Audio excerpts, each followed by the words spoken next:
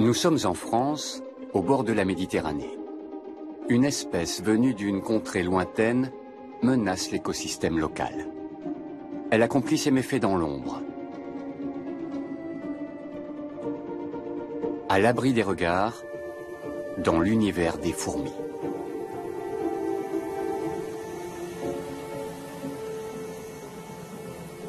Ici, on se livre une lutte sans répit pour le territoire et la nourriture. À même le sol ou dans de vieux troncs d'arbres, les hôtes indésirables sont pourchassés sans merci.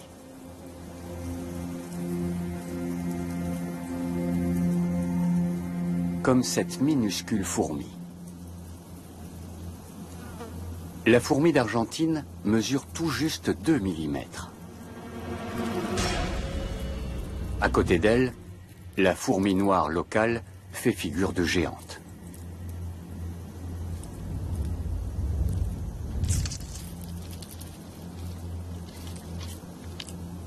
Seule, la minuscule fourmi n'aurait aucune chance. Mais une fourmi d'Argentine n'est jamais seule.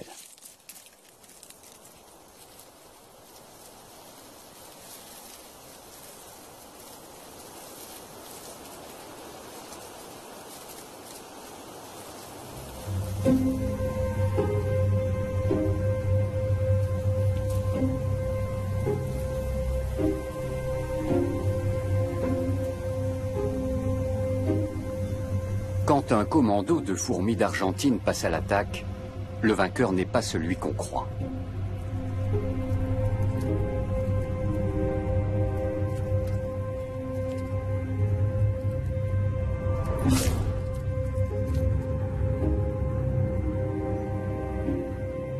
Ce sont elles qui prennent le dessus, car elles sont nombreuses, et se battent avec acharnement.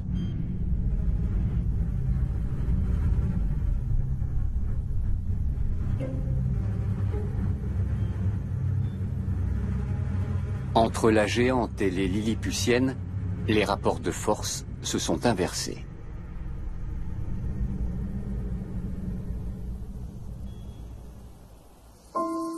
Environ 160 espèces de fourmis indigènes vivent ici, sur la côte méditerranéenne. Très discrètement, chacune d'entre elles joue un rôle important dans le système complexe de la nature.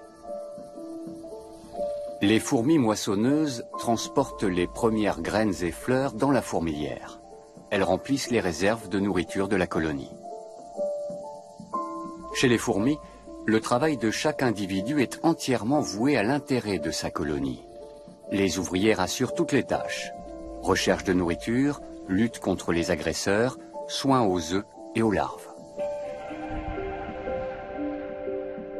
Les mâles jouent un rôle éphémère, le temps d'engendrer la prochaine génération.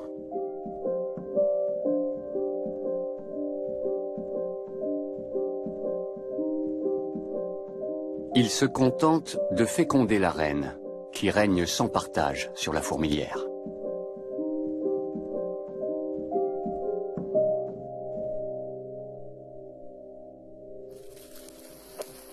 Après les rigueurs de l'hiver, les moissonneuses travaillent dur. Il faudra bientôt accueillir la nouvelle génération.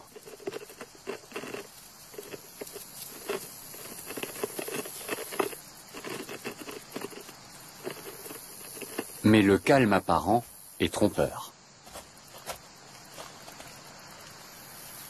Dans toute l'Europe, des scientifiques ont l'œil rivé sur les fourmis. Ils sont inquiets. Les espèces indigènes sont menacées par l'invasion des fourmis d'Argentine.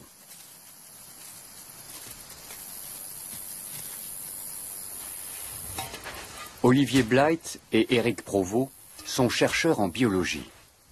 Ils se rendent dans la forêt de Céreste, dans les Bouches-du-Rhône, pour y observer sur le terrain les effets de l'invasion.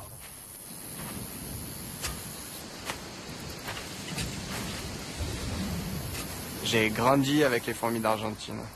Dans un endroit comme ça, avec le niveau d'invasion et d'infestation, c'est trop tard pour pouvoir éradiquer la fourmi d'Argentine. Il faudrait pouvoir détecter une introduction récente et à ce moment-là, on pourrait éventuellement mettre en place un plan d'éradication. Mais une fois qu'elle est installée, c'est utopique de penser qu'on pourrait l'éradiquer.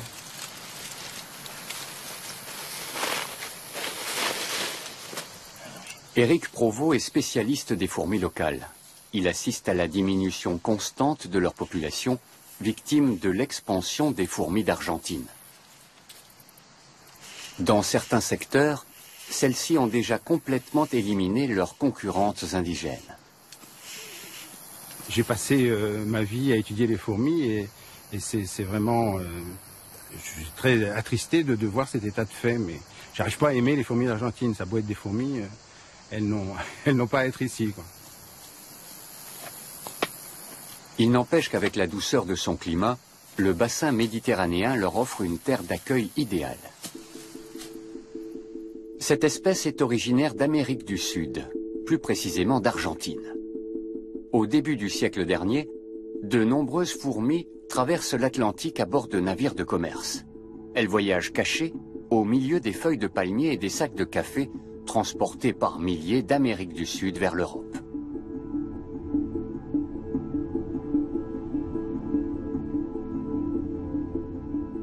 Leur première grande colonie s'est formée à Madère, au début du XXe siècle. Puis elles ont gagné le continent européen. Personne ne sait précisément où, mais une chose est claire, c'est l'homme qui les a introduites en Europe via les grands ports.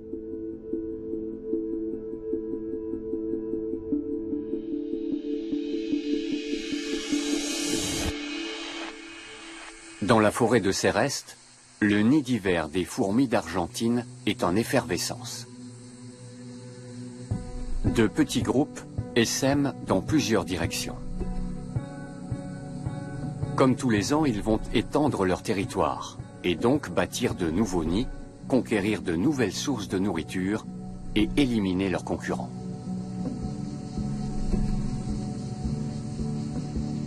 Les fourmis vivent dans un monde d'odeurs. Elles communiquent par signaux chimiques et suivent des traces invisibles à l'œil. Leur nouveau nid ne se trouve qu'à quelques mètres du nid d'origine, mais à leur échelle, c'est l'équivalent de plusieurs kilomètres. Il ne leur faut pas grand-chose. Quelques dizaines d'ouvrières font déjà l'affaire. Elles peuvent élire domicile sous une pierre, dans un jardin ou dans un terrier abandonné. Contrairement aux espèces locales, elles ne sont pas difficiles.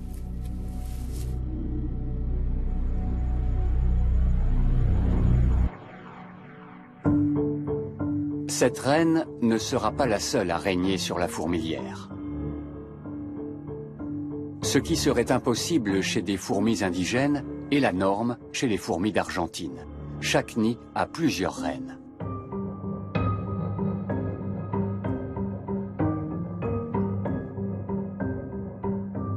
On en dénombre couramment 15 à 20 par nid. Et bientôt, elles commenceront à pondre.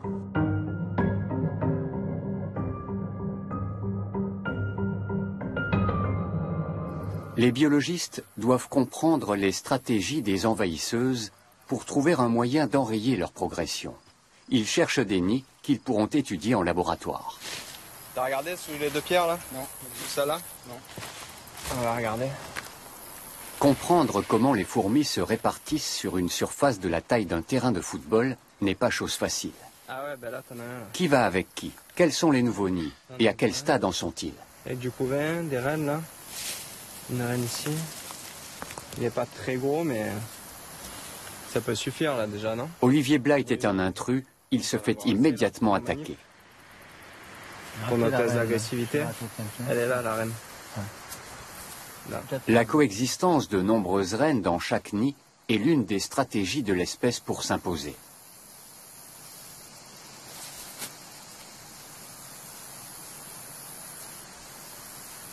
L'avantage, c'est la production de couvains qui va être plus importante. Un plus grand nombre d'œufs seront pondus et donc des tailles de colonies beaucoup plus importantes.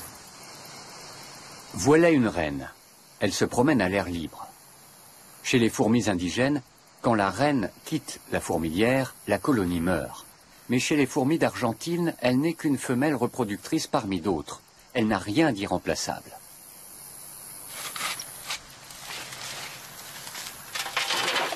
Olivier Blight emporte des échantillons au laboratoire. il veut tester l'agressivité des nids de fourmis d'Argentine entre eux.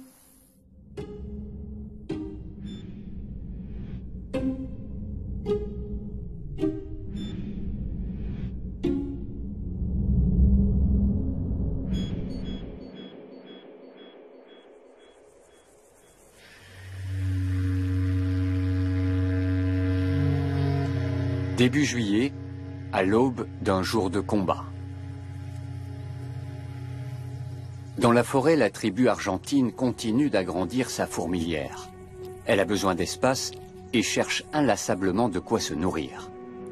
Les fourmis d'Argentine sont omnivores. Elles se nourrissent de végétaux et d'insectes, qu'ils soient morts ou vivants.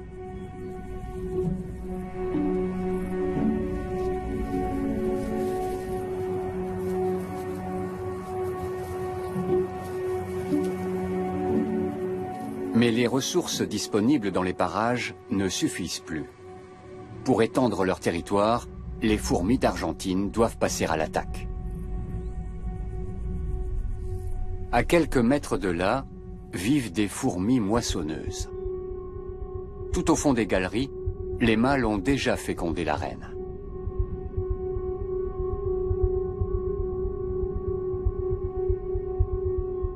Les ouvrières qui s'affairent en surface sont les premières à repérer les intrus. Elles émettent alors des signaux chimiques pour donner l'alarme au plus profond de la forteresse.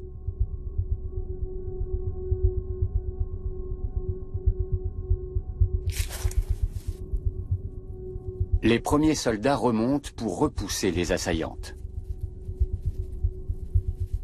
Mais quelques fourmis d'Argentine parviennent à s'introduire à l'intérieur du nid. Et la bataille commence.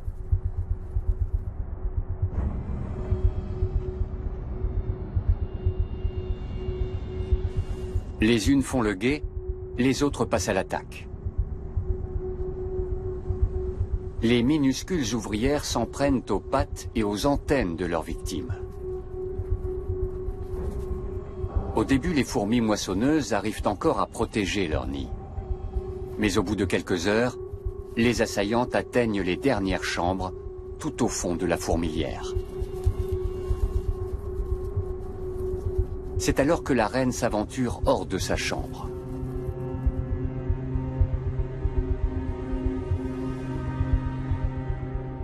Mais la reine ne sait pas se battre. Elle est immédiatement attaquée. Des ouvrières argentines s'agrippent à ses pattes.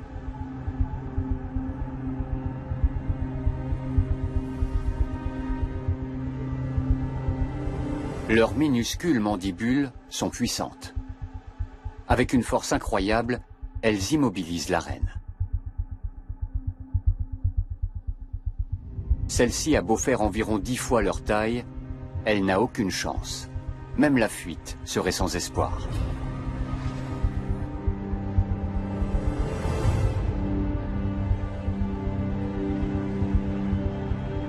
Au terme d'un combat de plusieurs heures, les fourmis d'Argentine privent la colonie de son élément le plus précieux et la condamnent à disparaître.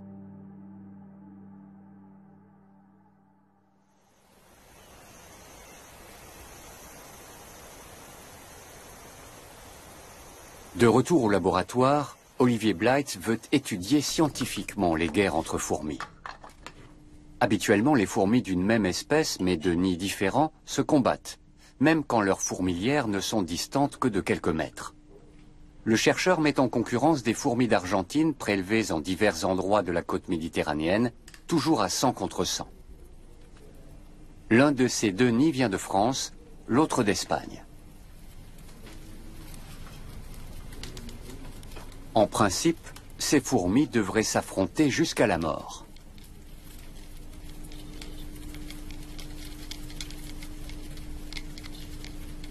Mais au lieu de se battre, elles partagent leur nourriture. C'est grâce aux informations transmises par leurs antennes, leurs principaux organes sensoriels, qu'elles décident avec qui elles acceptent de partager. Recouvertes de milliers de poils tactiles extrêmement sensibles, leurs antennes leur permettent de percevoir les goûts et les odeurs, et de distinguer leurs amis de leurs ennemis.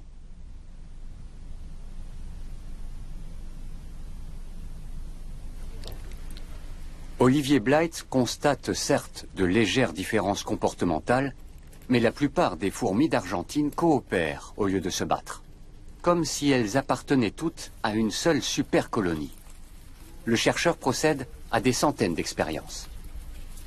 C'est assez difficile, parce que c'est assez fatigant de compter 200 ouvrières et de les mettre dans les boîtes, regarder le comportement après. Donc, à la fin de la journée, quand je ferme les yeux, je vois des fourmis qui passent. Et on voit les fourmis, Marseille, c'est Rest et les 2 Espagnols. Logiquement, elles devraient donc se livrer un combat à mort. Pour comprendre pourquoi ce n'est pas le cas, les chercheurs analysent l'odeur des fourmis. Chez tous les membres d'une colonie, le même mélange de molécules, mais dans des proportions différentes, constitue une carte d'identité olfactive commune. Ce parfum réparti sur tout le corps est aussi unique qu'une empreinte digitale et leur permet de se reconnaître. Le cocktail chimique est isolé à l'aide d'une solution, puis analysé. Le résultat est surprenant. La supercolonie principale est immense. Donc ici, on voit des ouvrières appartenant, ici en bleu foncé, à un site qui appartient donc à la supercolonie principale, en bleu clair, collectées en Espagne, et ici en bleu clair, des ouvrières qui ont été collectées à Marseille, et on se rend compte que les profils collent parfaitement. Il y a quelques différences ici, par exemple, mais c'est des différences quantitatives et qui ne déclenchent pas de l'agressivité. Donc ici, entre ces ouvrières des 2 sites, nous n'avons observé aucune agressivité, malgré la distance de plusieurs milliers de kilomètres. C'est effectivement les trois Les fourmis d'Argentine immigrées appartiennent donc visiblement toutes à la même famille. Elles coopèrent bien au-delà des frontières de leur colonie locale. Elles forment ainsi un gigantesque superorganisme, un atout primordial pour la conquête de territoires.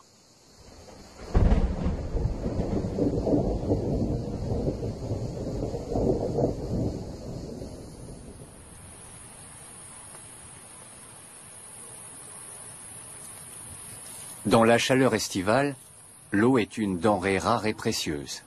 Pas une goutte ne se perd.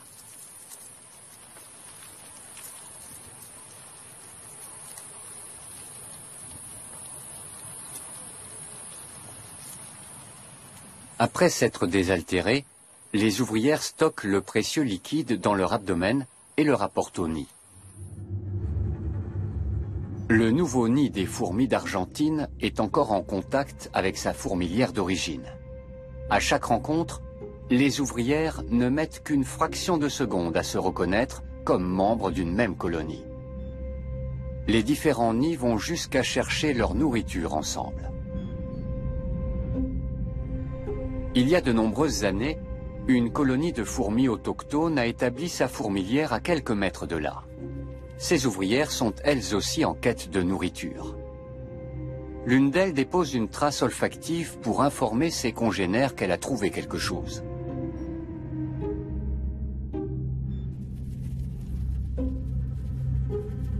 Mais en regagnant le nid, elle s'aventure malencontreusement sur la piste des fourmis d'Argentine.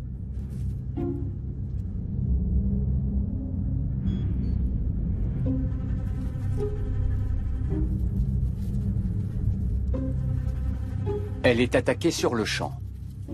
Mais elle est beaucoup plus grande et plus rapide que ses agresseurs. Elle s'en tire de justesse. Mais la trace olfactive qu'elle a laissée sera fatale à son nid, car les fourmis d'Argentine vont la suivre.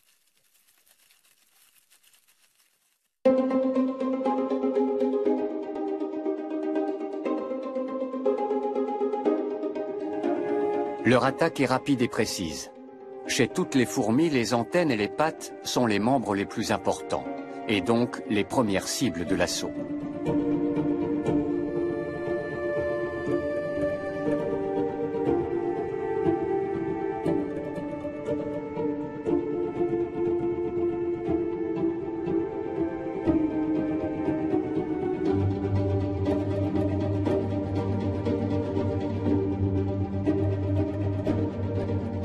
Chez les minuscules fourmis d'Argentine, c'est le nombre qui fait la force.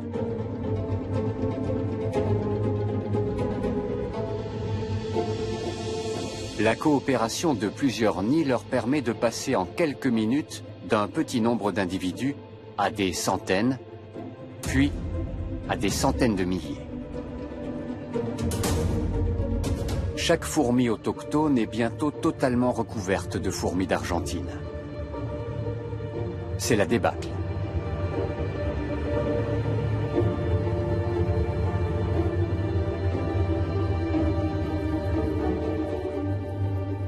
Les attaquantes s'en prennent maintenant au nid de leurs victimes.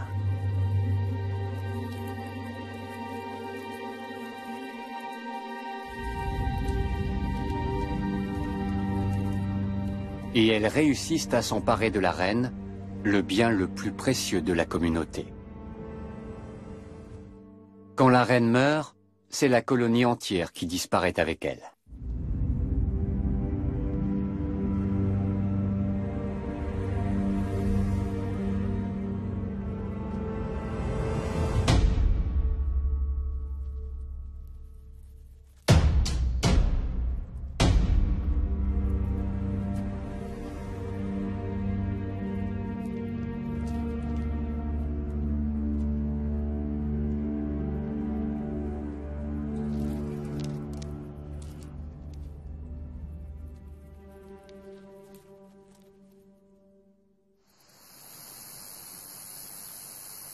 Le superorganisme fait régner la terreur bien au-delà de ses restes, et pas seulement parmi les fourmis.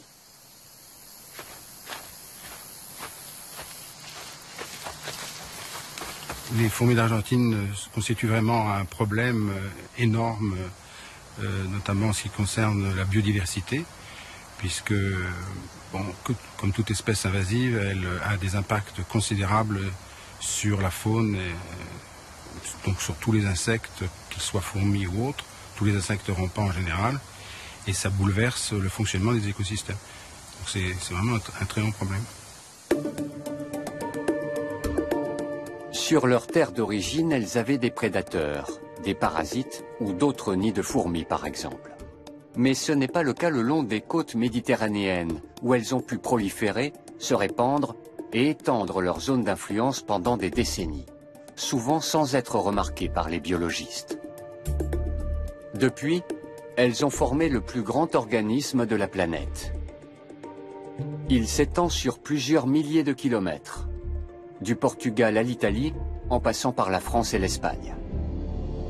Elles sont actuellement en train de conquérir les Baléares, la Corse et la Sardaigne. Le parc national de Doñana, sur la côte d'Andalousie, n'est pas épargné. L'écosystème y est très menacé par endroits.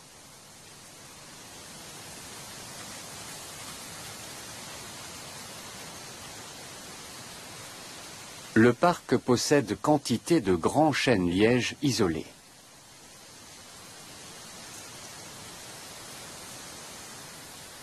Les fourmis d'Argentine supportent mal la chaleur et la sécheresse qui règnent dans le parc. Mais l'humidité permanente qu'on trouve à l'ombre des chênes-lièges leur est propice.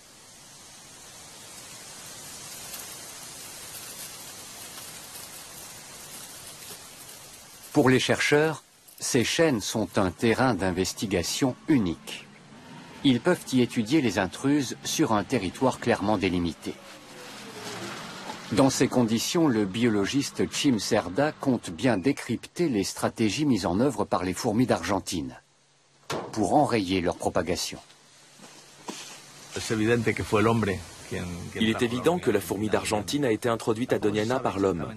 On ne sait pas exactement à quand cela remonte, mais on en est certain, parce qu'au début, les maisons étaient les seuls endroits du parc où on en trouvait.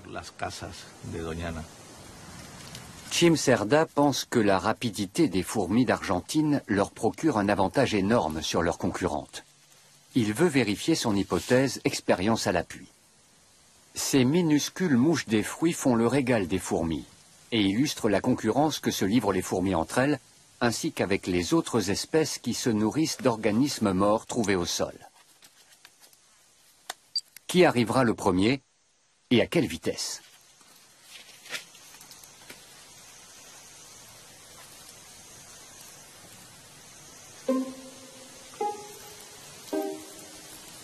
Au premier essai, c'est une fourmi d'Argentine. Le chercheur relève aussi la température à la surface de la cuillère. Cimcerda va répéter l'expérience sous plusieurs dizaines d'arbres et à différents moments de la journée.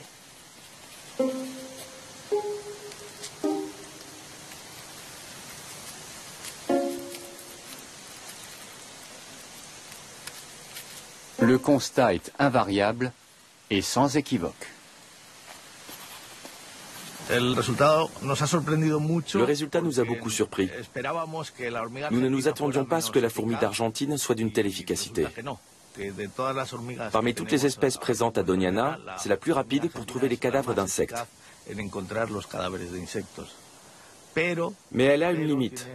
Elle ne supporte pas les fortes températures. Dans les zones de très forte chaleur, ou aux heures les plus chaudes de la journée, elle est complètement anéantie. C'est le moment ou jamais d'être active pour les fourmis locales. Comme elle est généralement la première arrivée sur les lieux, la fourmi d'Argentine prive les autres espèces de nourriture. Une stratégie de plus pour affaiblir ses concurrentes.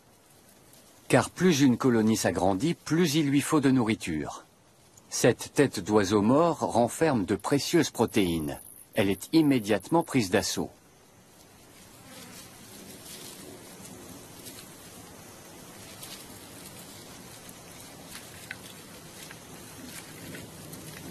Les fourmis d'Argentine ne sont pas seules à vouloir faire bombance.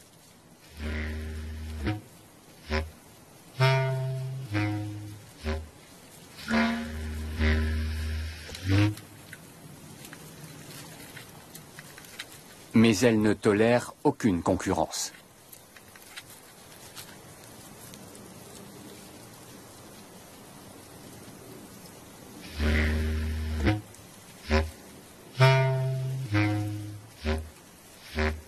La carapace de ce coléoptère est trop dure. Elles ne peuvent le tuer. Mais des morsures dans les antennes, les pattes et les articulations suffisent à le faire déguerpir dardard.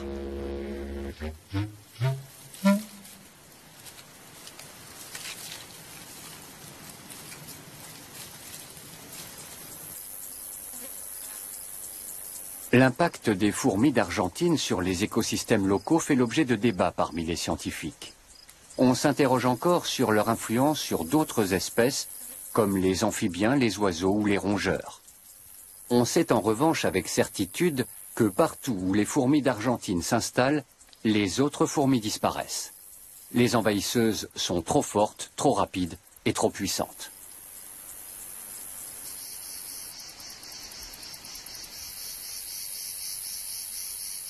Dans la forêt de Céreste, le nouveau nid est déjà terminé. Les fourmis ont creusé des galeries sous une pierre. Le nid est petit et construit à l'économie. Il ne possède pas de chambre et descend à moins de 50 cm du sol. La colonie peut donc se déplacer à tout moment. Contrairement aux espèces autochtones, les fourmis d'Argentine sont flexibles et mobiles.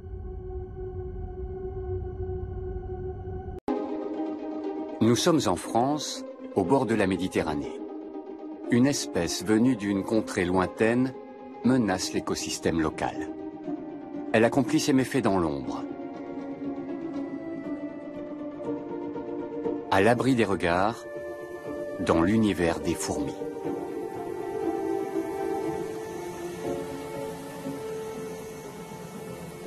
Ici, on se livre une lutte sans répit pour le territoire et la nourriture.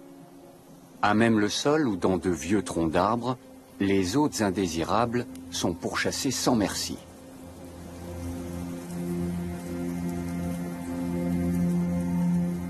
Comme cette minuscule fourmi. La fourmi d'Argentine mesure tout juste 2 mm. À côté d'elle, la fourmi noire locale fait figure de géante.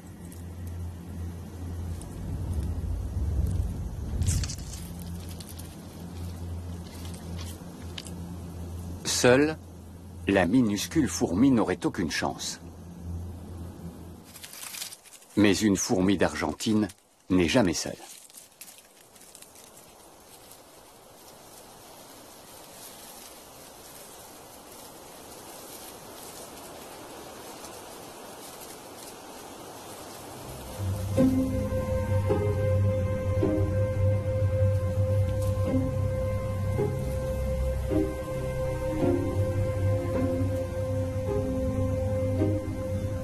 Quand un commando de fourmis d'Argentine passe à l'attaque, le vainqueur n'est pas celui qu'on croit.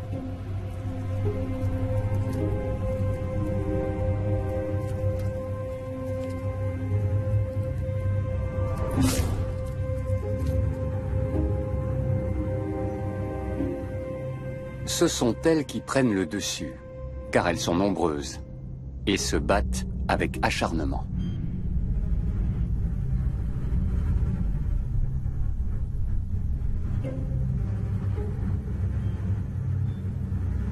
On trouve un grand nombre d'espèces endémiques et une très grande richesse de la faune et de la flore. Et notamment au niveau des fourmis, on compte plus de 80 espèces de fourmis.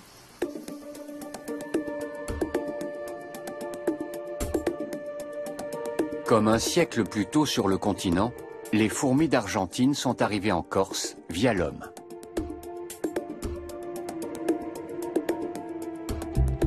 Les chercheurs placent désormais leurs espoirs ici, pour en savoir plus sur la progression des fourmis d'Argentine et leur impact sur la faune et la flore.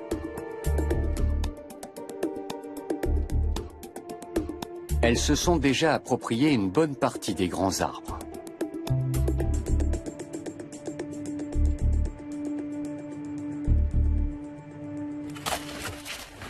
Il s'agit de déterminer la ligne de front de l'invasion. Il y a 2 ans, Olivier Blight avait constaté la présence sporadique de fourmis d'Argentine, mais aussi de nombreuses espèces autochtones. Qu'en est-il aujourd'hui? On donne du miel pour les fourmis qui ont un régime alimentaire omnivore, mais avec préférence pour les substances sucrées, comme les fourmis d'Argentine. On donne également du thon pour les espèces omnivores, mais avec préférence pour les viandes. Et enfin, on donne du biscuit pour les espèces granivores. Il y a de quoi attirer toutes les espèces présentes sur l'île. Comme prévu, les fourmis d'Argentine arrivent en tête. Elles se ruent sur le miel qui renferme des trésors d'énergie.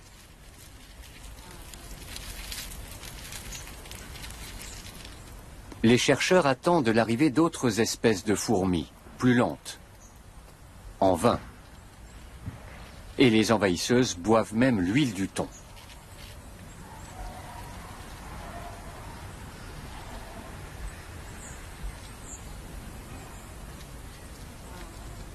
Là, il faut attendre encore plusieurs minutes, jusqu'à 1 heure, pour être sûr qu'on ne trouve pas d'espèces locales. Peine perdue. Pas une seule fourmi locale ne trouve le chemin de la nourriture.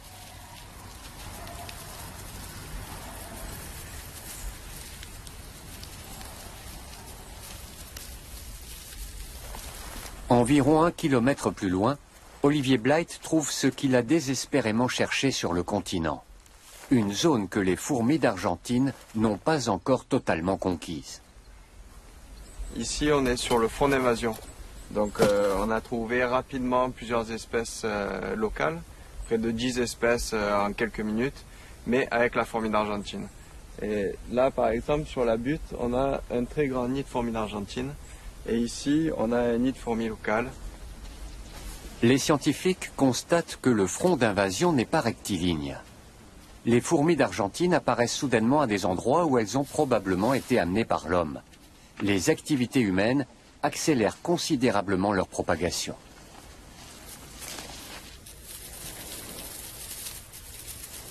Les chercheurs utilisent diverses méthodes pour analyser le monde des fourmis locales. Jamais encore une étude aussi complète n'avait été réalisée.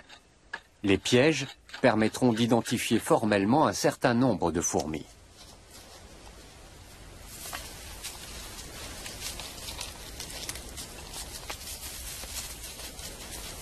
De la localisation des différentes espèces de fourmis à la réaction des fourmis locales face aux envahisseuses, en passant par leur influence sur la biodiversité, les questions sont multiples. Les biologistes fouillent également le terrain et font une trouvaille très intéressante. Ah, une tapinoma. Ah oui? Ouais. Ah c'est bon. Tu la prends, hein? Ouais, je la prends. Les fourmis collectées dans le tube témoignent d'un rude combat territorial entre colonies. Elles ont une particularité. La distribution de tapinoma semble être le négatif de la distribution des fourmis d'Argentine. Et on n'a jamais trouvé ces deux espèces ensemble. A-t-on trouvé l'espèce capable de tenir tête aux fourmis d'Argentine? Pourrait-on utiliser des fourmis de Corse pour combattre l'invasion?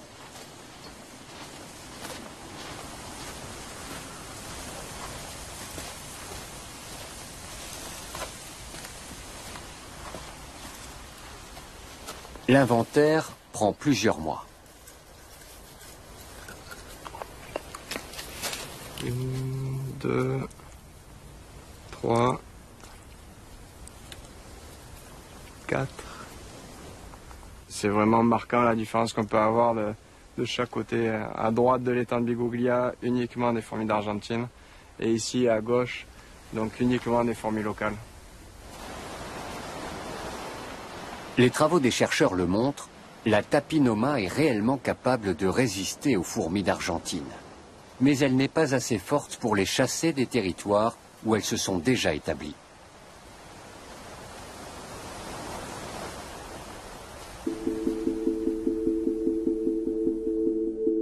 Le réchauffement climatique fait craindre l'invasion d'autres régions d'Europe.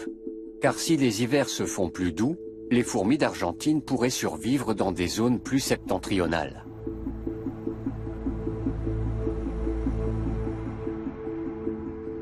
À la faculté de biologie de l'université de Munich, on étudie les fourmis depuis des années. Jusqu'à une époque récente, les fourmis d'Argentine n'y faisaient l'objet d'aucune recherche. Mais la donne a changé. Nous devons nous attendre au pire. Rien ne nous garantit que l'Allemagne ne sera pas envahie un jour. Il faut dès maintenant étudier cette espèce pour pouvoir agir efficacement le moment venu. Dans cette optique, les scientifiques analysent le langage des fourmis. Ils relient un nid artificiel à un emplacement où se trouve du miel. Les fourmis ne mettent que quelques minutes à le découvrir et déposent des phéromones au passage, pour marquer d'une trace olfactive le chemin le plus court.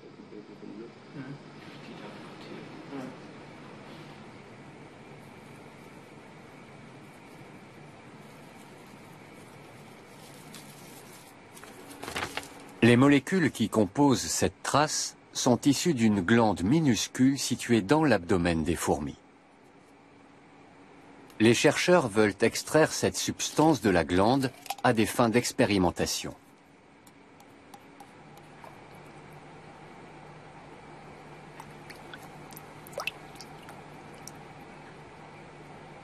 Pour prélever la glande en question, qui ne mesure que quelques centièmes de millimètre, il faut s'armer de calme et de patience. Mais on peut y arriver.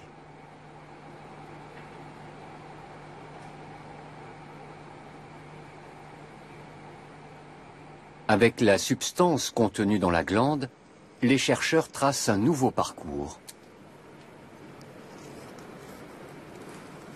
Ils le relient au reste du dispositif.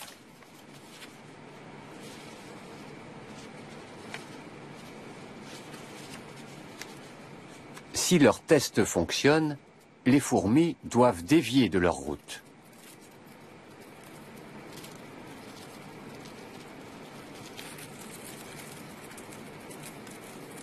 Et c'est bien ce qu'elles font. Elles suivent la piste tracée par les scientifiques.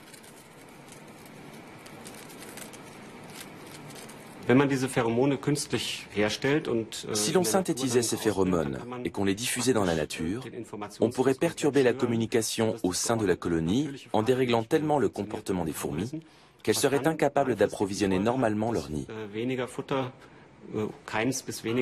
À la longue, les populations arrêteraient d'augmenter et dans l'idéal, elles diminueraient fortement. Cela pourrait être un moyen d'endiguer l'invasion. Mais pour l'instant, cette expérience n'a été réalisée qu'en laboratoire. On ne sait pas si elle fonctionnerait à grande échelle dans la nature. À Céreste, c'est la fin de l'été.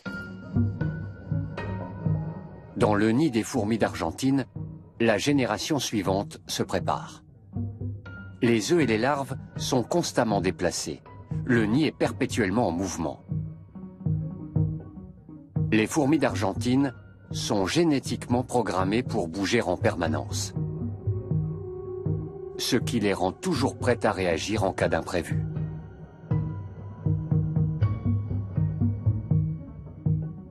Pour se développer, les œufs et les larves doivent être constamment nourris et débarrassés de leurs parasites. Ils viendront ensuite renforcer l'armée des ouvrières. Bientôt, la colonie éliminera 90% de ses propres reines, car les jeunes reines sont plus fertiles et leur progéniture encore plus nombreuse.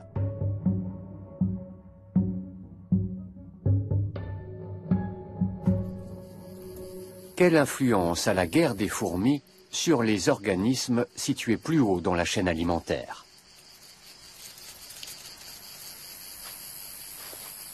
C'est la question que se pose une équipe de biologistes, ici dans le parc national de Doñana, en Espagne.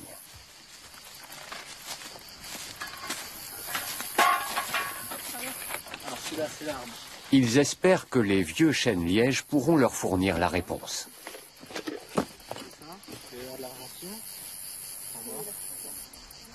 Ce qu'on fait, c'est que on va mettre les pitfalls dans l'arbre. Nous avons choisi les chênes-lièges parce qu'à Doñana, il n'y a presque que du maquis et que les chênes-lièges y forment des sortes d'îlots, de petits écosystèmes clos. Nous avons donc sélectionné 10 chênes-lièges que les fourmis d'Argentine n'ont pas encore atteints et 10 autres qui sont déjà infestés.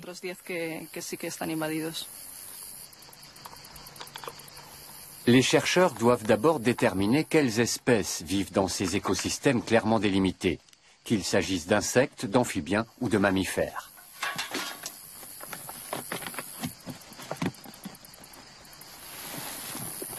À chaque catégorie, un piège adapté.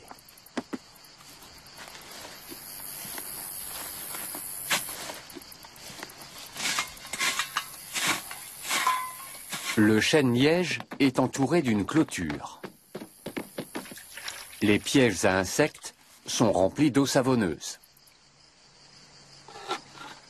Mais curieusement, cela ne semble pas gêner les fourmis d'Argentine.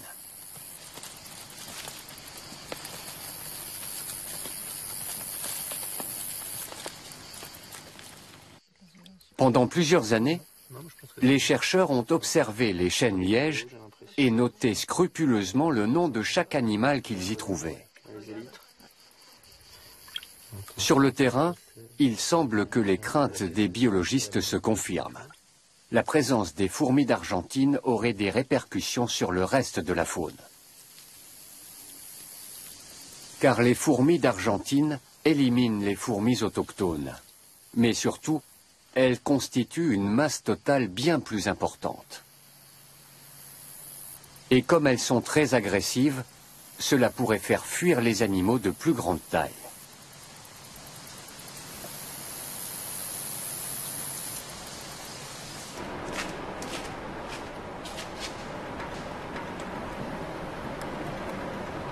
Les échantillons prélevés par l'équipe de chercheurs sont stockés au sous-sol de la faculté de biologie de l'Université de Séville. On y trouve des spécimens de la plupart des occupants des chênes-lièges. Leur approvisionnement en nourriture dépend de cet écosystème dont l'équilibre est modifié par les fourmis d'Argentine.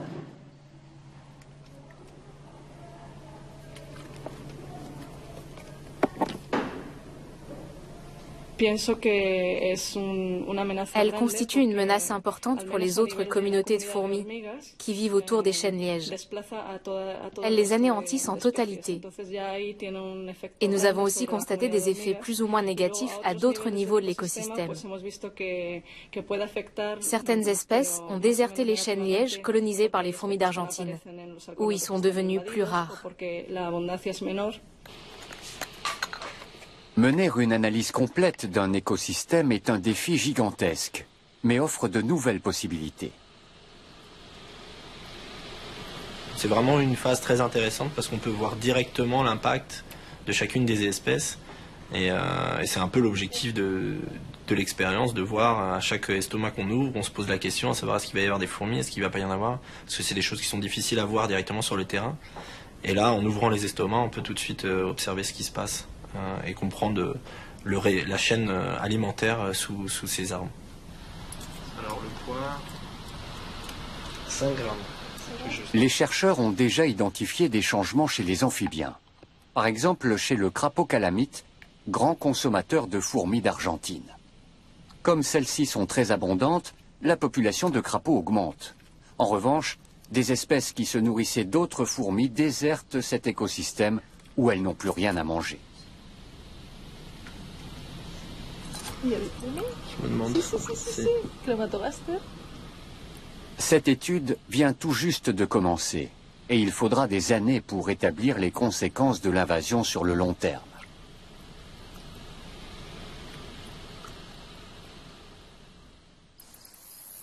C'est l'automne dans la forêt de Céreste. Chez les fourmis d'Argentine, la nouvelle génération doit apprendre à se battre. La fourmilière est sur le pied de guerre, la lutte pour le territoire continue. La dernière victime de l'année sera une colonie de fourmis noires des bois. Elles sont plusieurs milliers à vivre dans ce tronc d'arbre.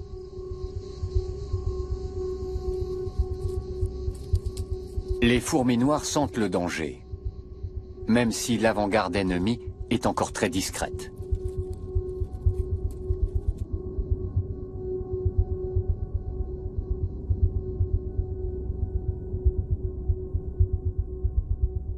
Quelques fourmis d'Argentine arrivent en éclaireuse. Elles se cachent dans de minuscules fentes. Mais elles sont découvertes.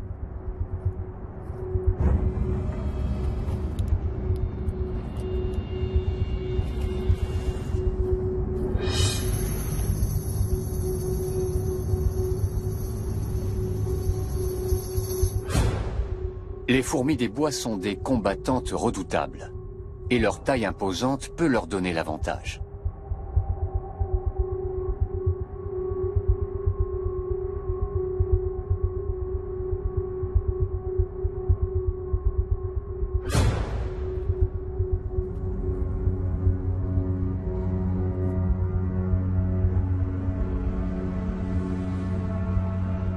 De leurs énormes mandibules, elles broient les minuscules assaillantes. Les fourmis noires ont repoussé la première vague ennemie. Mais il faut mettre les œufs en lieu sûr, car la vague suivante est en marche.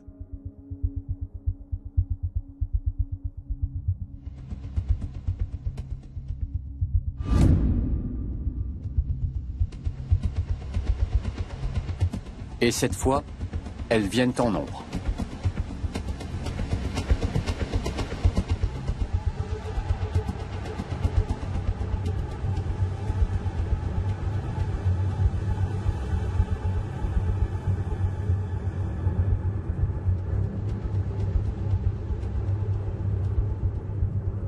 Elles plantent dans le bois leurs minuscules griffes, qui ne font que quelques dixièmes de millimètre.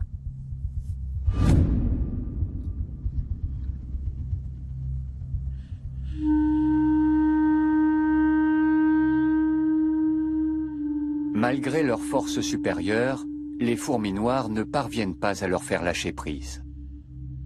Sur le tronc comme au sol, les environs de la colonie se transforment en champ de bataille.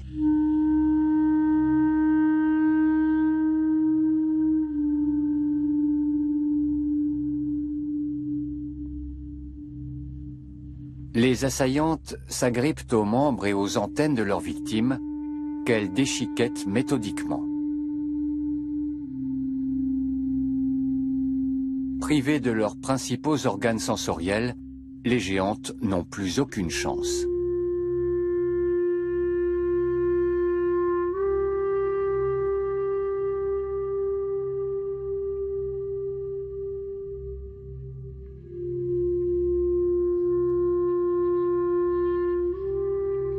La bataille durera des semaines, mais son déroulement est immuable.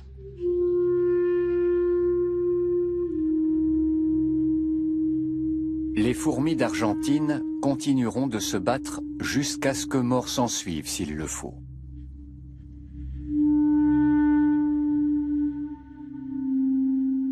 Car quelle que soit leur perte, elles seront toujours les plus nombreuses et continueront d'éliminer leurs concurrentes une à une.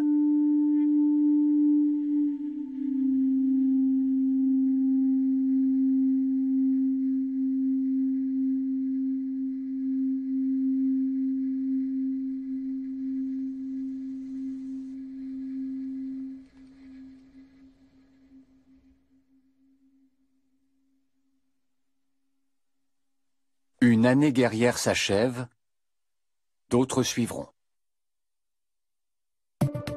Bientôt, de nouveaux groupes partiront fonder d'autres nids. Les nids formeront des réseaux. Ils coopéreront et continueront de croître. Dans leurs expéditions guerrières, ils anéantiront les espèces locales, du couvain aux ouvrières et aux reines. Et l'homme n'a pas encore trouvé le moyen de les contrer.